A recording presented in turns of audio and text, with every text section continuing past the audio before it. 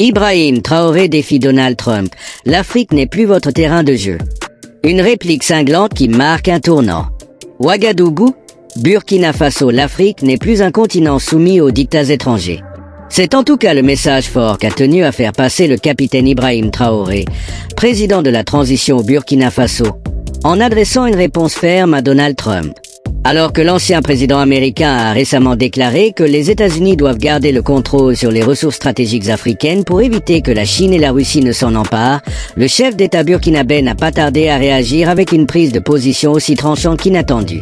Nous ne sommes plus à l'époque où certaines puissances dictaient leurs lois sur notre sol.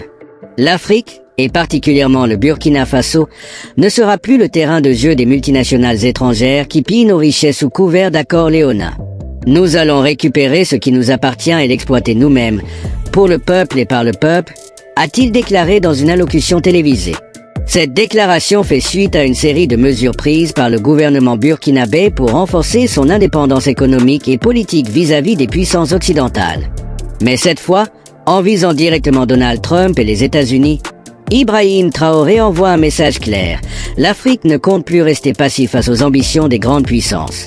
Le Burkina Faso face aux appétits américains. Une rupture historique. Depuis son arrivée au pouvoir en septembre 2022, le capitaine Ibrahim Traoré n'a cessé d'afficher son ambition de libérer son pays de l'influence occidentale. La fin des accords militaires avec la France, la réorientation des partenariats vers la Russie et la Chine, ainsi que la volonté de nationaliser certaines ressources stratégiques témoignent de ce tournant. Les États-Unis, bien que moins présents militairement dans la région que la France, ont toujours joué un rôle clé dans l'exploitation des ressources naturelles du Burkina Faso.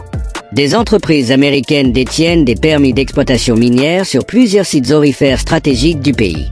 Cependant, la nouvelle posture du gouvernement burkinabé remet en question ces accords et Ibrahim Traoré ne cache plus sa volonté de remettre en cause ses privilèges.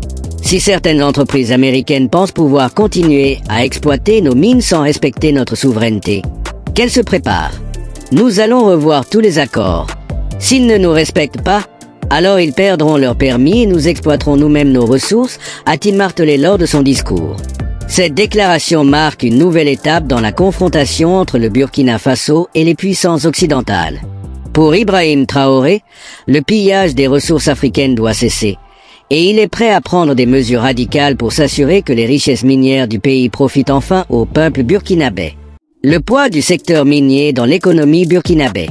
Le Burkina Faso est l'un des plus grands producteurs d'or d'Afrique de l'Ouest, avec une industrie minière qui représente environ 13% du PIB national et plus de 75% des exportations du pays. La plupart des sociétés minières opérant dans le pays sont étrangères, principalement canadiennes, australiennes et américaines. Depuis des décennies, ces multinationales exploitent les mines d'or du pays sous des accords souvent jugés défavorables aux populations locales. Selon certaines études, seuls 20 à 25% des revenus miniers reviennent réellement à l'État burkinabé, tandis que la majorité des profits est rapatriée à l'étranger. Face à cette situation, le président Traoré veut renverser la tendance en favorisant des contrats plus équitables et en menaçant de nationaliser certaines mines. Dans cette logique, il a récemment évoqué la création d'une compagnie nationale minière qui permettrait au Burkina Faso d'exploiter directement ses ressources sans passer par des intermédiaires étrangers. Nous ne pouvons plus accepter que nos richesses profitent à d'autres pendant que notre peuple souffre. Si nous devons prendre le contrôle total de nos ressources, nous le ferons, a-t-il déclaré sous les acclamations d'une foule acquise à sa cause. Tension géopolitique, une nouvelle guerre froide sur le sol africain? Les propos de Donald Trump s'inscrivent dans un contexte de tensions grandissantes entre les États-Unis et d'autres puissances émergentes en Afrique. Depuis plusieurs années, la Chine et la Russie renforcent leur présence sur le continent, proposant des alternatives aux pays africains fatigués des conditions imposées par l'Occident. En particulier, la Russie a tissé des liens étroits avec plusieurs pays du Sahel, notamment à travers le groupe Wagner, qui assure aujourd'hui la sécurité de nombreux régimes en place. Cette influence croissante inquiète Washington, qui voit d'un mauvais œil ce rapprochement entre l'Afrique et ses rivaux géopolitiques. En prenant position contre les États-Unis, Ibrahim Traoré s'inscrit ainsi dans cette dynamique de résistance face aux anciennes puissances coloniales et à leurs alliés occidentaux.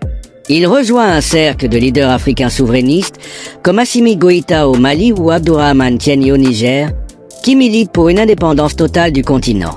Washington ripostera-t-il? Jusqu'à présent, l'administration américaine n'a pas officiellement réagi aux propos du président burkinabé. Cependant, plusieurs experts estiment que cette prise de position pourrait provoquer des sanctions économiques, voire des tentatives de déstabilisation du régime.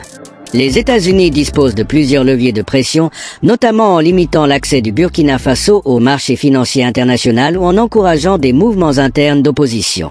Cependant, avec le soutien grandissant de la Russie et de la Chine, le Burkina Faso pourrait bien être en mesure de résister à ces éventuelles représailles. Un tournant historique pour l'Afrique. Au-delà du cas spécifique du Burkina Faso, la position d'Ibrahim Traoré reflète une évolution plus large en Afrique. De plus en plus de pays cherchent à s'émanciper des influences occidentales pour construire leur propre modèle économique et politique. Si le Burkina Faso parvient à nationaliser son secteur minier et à gérer efficacement ses ressources, cela pourrait créer un précédent qui inspirerait d'autres nations du continent. À terme, cela pourrait redéfinir complètement les relations entre l'Afrique et les grandes puissances mondiales. En attendant, une chose est sûre, avec des leaders comme Ibrahim Traoré, l'Afrique n'est plus un simple spectateur dans le jeu géopolitique mondial. Désormais, elle entend bien jouer son propre rôle et imposer ses propres règles.